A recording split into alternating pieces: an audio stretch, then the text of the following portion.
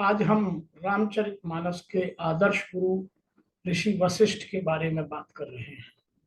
रामचरितमानस में बहुत सारे गुरुओं का चरित्र चित्रण है, लेकिन वशिष्ठ जी उनमें से आदर्श गुरु हैं, इसलिए उन पर बात करना आवश्यक है। वशिष्ठ जी खुद गुरु नहीं बनना चाहते थे, लेकिन उनके पिता ने उनको समझाया, तब उन्होंने रघुकुल का गुरु बनना स्वीकार किया और अपने कर्तव्य का पूर्ण निर्वहन किया।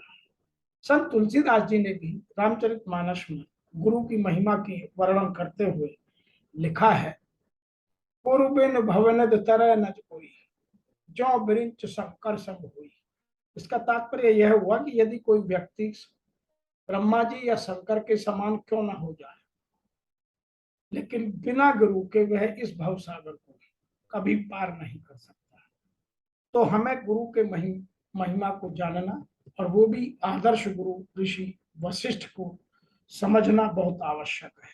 आइए थोड़ी चर्चा करते हैं ऋषि वशिष्ठ के बारे में। वो सप्त ऋषियों में से एक ऋषि थे। उनकी पत्नी का नाम अरुंधति था। वशिष्ठ जी राम के गुरु थे। वशिष्ठ राजा दशरथ के राजकुल गुरु भी थे। वशिष्ठ जी ब्रह्मा जी के मानस पुत्र थे। त्रिकालदर्शी तथा बहुत ज्ञानवान ऋषि थे। विश्वामित्र ने इनके 100 पुत्रों को मार डाला था, फिर भी इन्होंने और इनकी पत्नी अरुंधति ने कभी विश्वामित्र के खिलाफ ना कोई विरोध किया, ना कोई वैमनस्यता की भावना रखी और उनको माफ कर दिया था।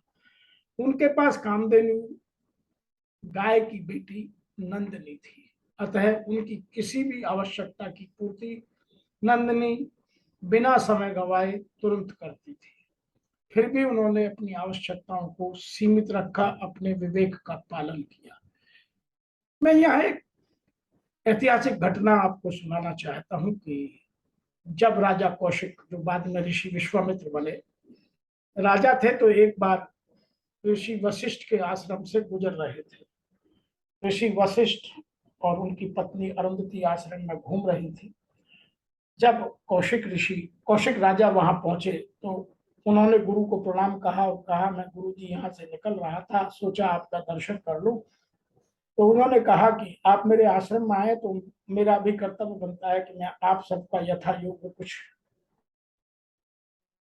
भोजन कराऊं, आपका अतिथि सत्कार करूं। उन्होंने कहा, महाराज मेरे पास तो बहुत बड़ी सेना है, आप मेरी इतनी बड़ी सेना का अरेंजमेंट नहीं कर पाएंगे। उन्होंने कहा, कोई बात नहीं राजन, मेरे पास नंदनी है, मैं अभी करता हूँ। तो उन्होंने नंदनी को कहा, तो उन्होंने पूरे राजसी वैभव के साथ राज के भोजन की व्यवस्था राज के तरीके से कर दी। तब राजा कौशिक को बड़ा अचंभा हुआ और उन्होंने कहा कि यह नंदनी मैं अपने साथ लेकर जाऊंगा। तो दोनों के बीच काफी विवाद हुआ, लेकिन विश्वामित्र या राजा कौशिक नंदनी को नहीं ले जा सके और उनको बड़ा आघात लगा कि मेरा राजा बनना बेकार है यदि मैं एक गाय को एक ऋषि से नहीं ले पाया। तो उनके मन में काफी क्षोभ हुआ। उन्होंने प्रतिज्ञा की, तपस्या की और फिर दोबारा से बहुत सारे अस्त्र शस्त्रों का प्रयोग का इकट्ठा किया। उन सबको लेकर एक बार पुनः उन्होंने ऋषि वशिष्ठ पर आक्रमण किया और उनके आश्रम को तहस नहस कर दिया। उनके बच्चों को, 100 बच्चों को मार डाला, लेकिन उन्होंने फिर भी उनसे कुछ नहीं कहा, क्योंकि उन्हें पता था वो त्रिकालदर्शी थे। लेकिन यहाँ उन दोनों चीजों को समझना बहुत जरूरी है कि जब राजा कौशिक या बाद में बने ऋषि विश्वामित्र अपने सभी अस्त्रों का प्रयोग ऋषि वशिष्ठ पर कर रहे थे, तो उन्होंने केवल अपनी तपस्या के बल पर उन सबको वापस कर दिया, किसी का भी असर नहीं हुआ। तो राजा विश्वामित्र को ऐसा लगा कि मेरी तपस्या का कोई भी फल जब तक नहीं मिलेगा तब तक मैं यह नहीं कर पाऊंगा। उन्होंने पुनः तपस्या की और बाद में ऋषि वशिष्ठ ने ही उन्हें ब्रह्म ऋषि की उपाधि देने की घोषणा की। तो राज ऋषि से ऋषि विश्वामित्र ब्रह्म ऋषि कहलाए। लेकिन दोनों में बहुत अंतर रहा। दोनों के अंतर को यहाँ समझना जरूरी है। वशिष्ठ जी विवेकी संत थे और विश्वामित्र जी ज्ञानी संत थे। वशिष्ठ जी ब्रह्म ऋषि थे, विश्वामित्र जी राज ऋषि थे। वशिष्ठ जी का हर यज्ञ सफल होता था और राम का जन्म भी उनके यज्ञ करने की सफलता के बाद ही हुआ था। विश्वामित्र जी के यज्ञों में विघ्न आती थी और वो राम को राजा दशरथ से अपने यज्ञ की रक्षा के लिए ही लेकर आए थे। ऋषि वशिष्ठ त्याग के समुद्र हैं। उनके त्याग की कोई सानी नहीं है। उनके 100 पुत्रों के वध के बाद भी उन्होंने कभी कोई वैमनस्यता और दुर्भावना विश्वामित्र के प्रति नहीं रखी। विश्वामित्र जी का त्याग छूट जाता है।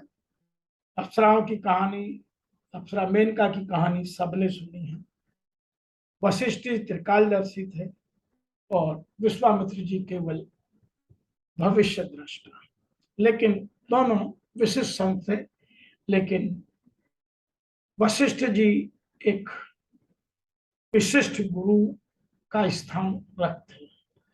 वशिष्ठ जी ने ही अश्वमेध यज्ञ कराया था, जिसमें सीता की प्रतिमूर्ति बनाकर राम के बराबर में बैठाकर उन्होंने अपने यज्ञ को सफल किया था। तो ये कुछ चीजें हैं जिनको हमें जानना समझना चाहिए। आज बहुत सारे लोग ऋषि बनने की कोशिश कर रहे हैं, महर्षि बनने की कोशिश कर रहे हैं, ढोंग कर रहे हैं। लेकिन जो एक ऋषि का ऋषि तत्व होता है, उसको नहीं समझते। जब तक आप त्यागी नहीं होंगे, जब तक आप दूसरों के भले की बात नहीं करेंगे, तब तक आप स्वार्थी कहलाएंगे। तब तक आप राजऋषि तो बन सकते हैं, ब्रह्म ऋषि नहीं हो सकते। अर्थात आपके व्यवधान कभी खत्म नहीं हो सकते। तो आज हमें वर्तमान परिप्रेक्ष्य में यह जानना जरूरी है कि जितने भी आज के हमारे शिक्षक हैं, उन सब में बहुत सारी खामियां हैं।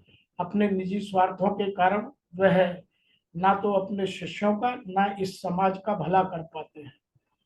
अतः हमें जरूरत है ऋषि वशिष्ठ जैसे कुल गुरु की, और आज के सभी गुरुओं से भी निवेदन है कि वह ऋषि वशिष्ठ जैसे अपने गुरुत्व को पैदा करें और इस संसार के कल्याण के